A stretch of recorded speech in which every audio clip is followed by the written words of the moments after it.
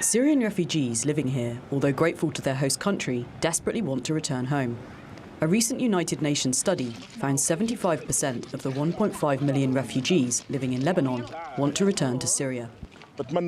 I wish I could go tomorrow. I would go back to my country, my farm, and my land.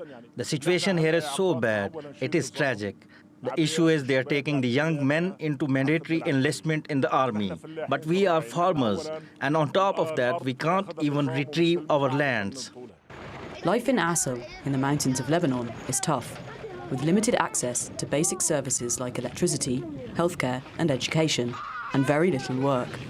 But despite the challenges here, these men say if they return to Syria, it would be a different place after 10 years of war. There's no security in Syria, no food security, the economic situation is deteriorating, and above all, people are afraid of getting arrested. To date, there are hundreds of thousands of people that are being held and tortured, and some of them have died.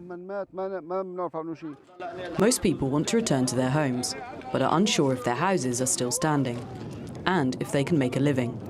On top of that, the Syrian regime has added a charge to cross the border from Lebanon, which many simply can't afford. What is the point of the $100? Well, we consider this an obstruction to people returning by the government of Syria. It's preposterous to presume people living in a tent would have $100 to pay. This $100 will go to the central bank in Syria.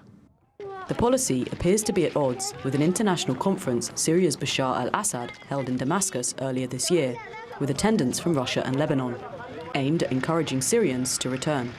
So the conference, if you see it within this context, is purely political, and this is the second attempt by Russia to try to normalize the relationship between the Syrian regime and the Syrian government and the Europeans particularly, and Arabs, Arab countries.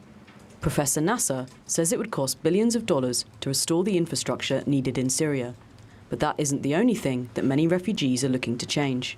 And a new way of governing Syria, maybe a new government, maybe a new political structure. All of these would mean if this happens, if there's reconciliation, people can think they can go back.